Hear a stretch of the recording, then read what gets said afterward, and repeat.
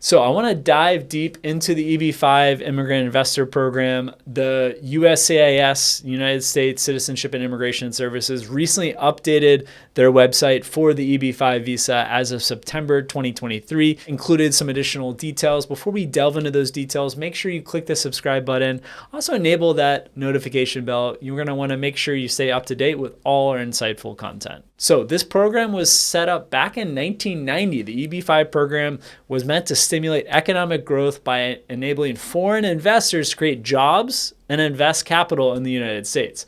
It operates both through individual investments, direct investments. You buy a franchise, you start your own business, you buy an independent business, as well as investments in regional center, which are the bulk of the funds. The bulk of investors are going through regional centers, and they both have pros and cons. We've done videos on that. We'll include a link to the pros and cons between a direct investment and a regional center investment. But a game changer of the program arrived March 15th, 2022, when President Biden signed the EB5 Reform and Integrity Act. This act introduced significant amendments to the EB5 investment visa category and the regional center program with immigrant visas, with this program being authorized through September 30th, 2027. So EB5 investors must channel funds into a new commercial enterprise. This encompasses various for-profit ventures, including partnerships, corporations. Notably, the personal residences don't qualify as a commercial enterprise. So you can't just buy a condo, even though we've seen that marketed here in Miami, buy a condo, get a green card.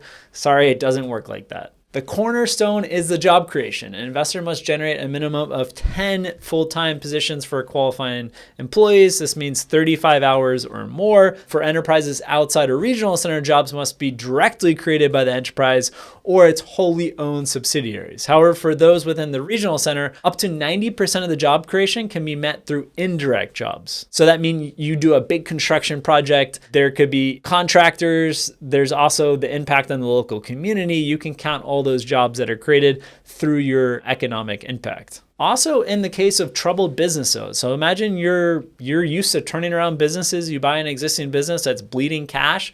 You can potentially qualify to maintain those jobs. So say you buy a restaurant that lost $100,000 last year, 12 employees, that should be eligible for the EB5, proving that you're going to maintain those 12 employees. At least 10 employees you got to maintain. So the capital encompasses cash as well as tangible assets owned and controlled by the investor.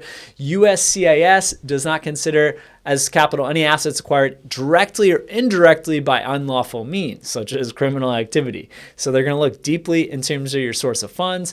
As of May 14, 2022, gifts and loans to the investor are expressly permitted as capital, provided certain conditions are met. It's crucial that all the capital is valued at fair market value in US dollars. The financial aspect underwent significant changes. Before March 15, 2022, it was $1 million and $500K in certain areas. It went up to $1,050,000 as well as $800,000 in targeted employment areas. Expect future adjustments also tied to inflation every 5 years. Target employment areas, TAs, can be rural areas or regions with high unemployment, at least 150% of the national average. This can notably impact the required investment amount by $250,000. The EB5 Reform and Integrity Act also, with that update, each fiscal year, a percentage of EB5 visas are reserved for specific categories. So you have 20% for investment in rural areas, 10% for high unemployment areas, and just 2% for infrastructure projects. So you have those that are allocated, and then